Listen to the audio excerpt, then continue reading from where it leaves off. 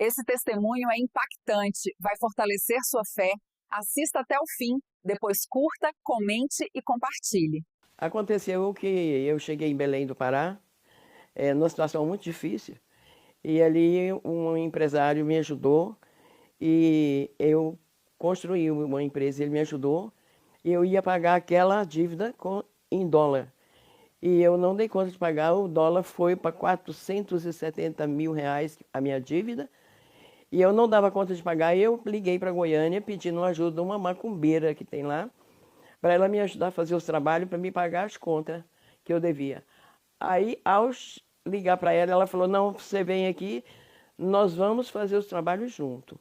Aí eu não tinha dinheiro, eu peguei o dinheiro emprestado com a agiota e fui para Goiânia. Cheguei lá, fiz os trabalhos.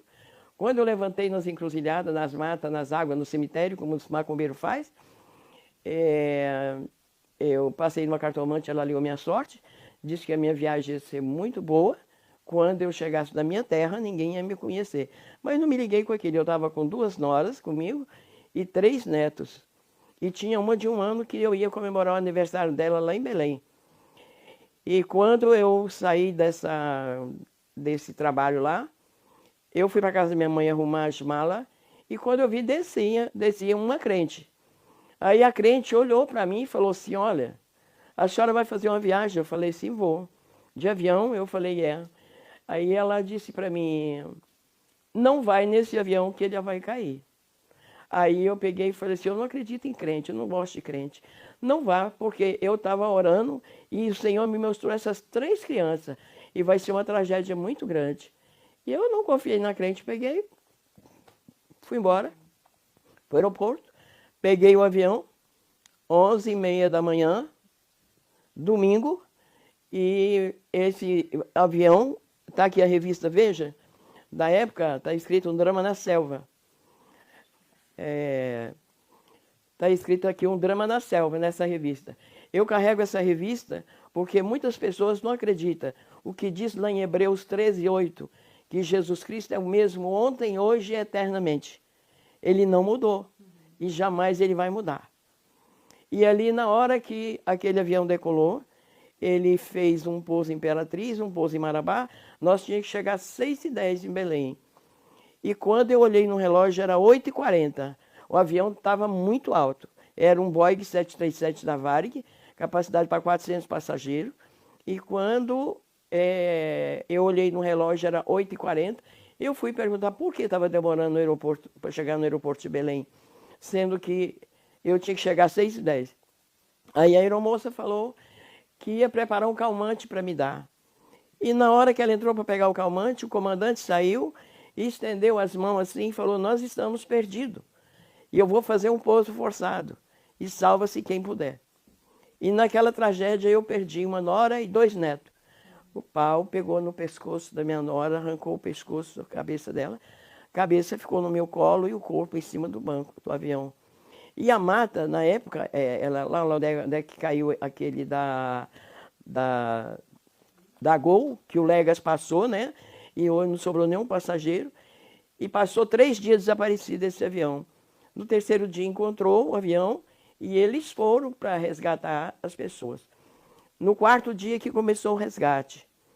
E levaram algumas pessoas que sobreviveram para Brasília. E os últimos foram os cadáveres. E quando eles levaram esses sacos aqui de lona para pegar os cadáveres, o primeiro corpo que ele tirou lá, que na hora que arrastou, foi o meu. E o meu corpo está aqui dentro desse saco, morta. Estou morta aqui dentro desse saco.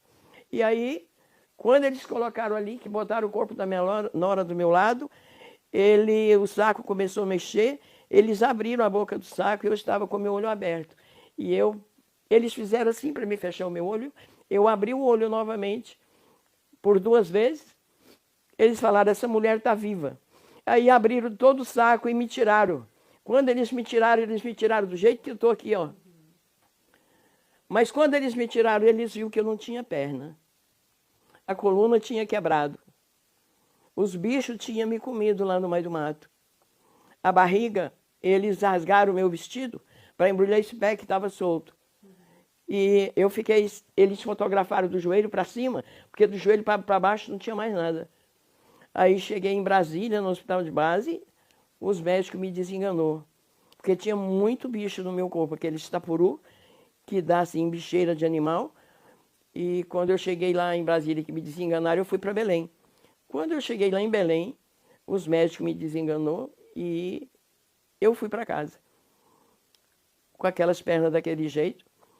E eles falaram que a única solução que tinha era amputar minhas pernas aqui, na altura do joelho, assim, um palmo mais ou menos, eu ficava só com o cotoco do corpo, assim.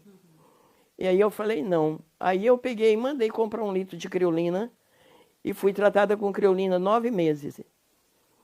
E quando eu vi que eu estava sofrendo muito, comida pelos bichos ali, minha nora queria me botar no isolamento de um hospital, eu não quis. Eu peguei um revólver para mim no meu apartamento tirar minha vida. Aí me deixaram no apartamento. Quando eu fui pegar a arma, o meu telefone tocou. Eu atendi, era uma crente. Parece que os crentes estavam me perseguindo, deu lá de Goiânia. Aí ela falou assim, olha, eu estava orando lá em São Paulo, no círculo de oração, e Deus mandou vir fazer uma obra aqui em Belém. Eu quero te dar um recado que Jesus mandou. Eu falei, me dê o recado pelo telefone. Aí ela falou, o recado é pessoalmente. Quando eu abri a porta para aquela crente, ela colocou a mão assim no nariz, porque estava fedendo muito meu quarto, e olhou para minha bolsa e disse, não faça isso que Jesus te ama. Jesus tem um plano na sua vida. Se a senhora não morreu na queda desse avião, é porque Deus tem um plano, projeto contigo na vida. Aí eu falei para ela, ela perguntou se eu queria aceitar Jesus. Eu falei para ela assim, olha, eu já procurei todo santo, nenhum santo deu jeito na minha vida. Ela falou, mas o santo do santo, que é Jesus, dá jeito na sua vida. E orou. Eu aceitei Jesus. Eu aceitei Jesus, mas da boca para fora. Eu não aceitei para aceitar ele mesmo, não. Porque nós conhecemos o externo da pessoa, mas o interno, a mente e o coração, só Jesus conhece. Passou 8 dias, aí eu não estava do mesmo jeito. Aí a minha irmã chegou e eu pedi para me levar numa farmácia para me tomar injeção. Aí quando ela chegou lá, ela falou assim, olha, tem um pastor fazendo uma cruzada em Belém, ele está usando muito esse pastor no dom de cura e libertação. Eu vou te levar lá, depois que ele orar para você, eu te levo na farmácia, porque a farmácia é 24 horas. Eu falei para ela assim, quem está perdido não caça caminho. O mineiro fala assim, quem está perdido não caça caminho. Entra no primeiro que achar, né? Eu falei, eu não tinha o que perder, mas já tinha perdido tudo, né?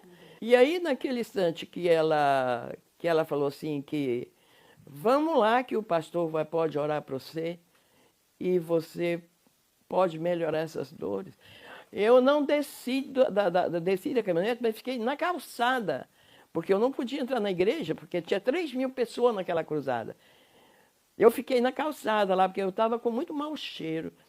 Aí, o pastor pregando, ele falou, tem uma mulher pela primeira vez nessa igreja. Um problema muito sério na coluna e nas pernas. Mas Jesus vai curar ela hoje. Aí foi gente chegando para ser curado. E o pastor olhou e falou assim, não é vocês. Aí desceu com o microfone sem fio, chegou lá fora, colocou a mão na minha cabeça. Na hora que ele colocou a mão na minha cabeça, eu comecei a andar. Eu comecei andando e fui andando normalmente, com coisa que nunca tinha acontecido nada comigo. Aqueles bichos sumiram, os lábios que eu não tinha, Deus me deu novamente, as pernas, tem pernas novas, coluna nova, e com essa idade, ainda viajando, vindo de Belém, fazendo missão.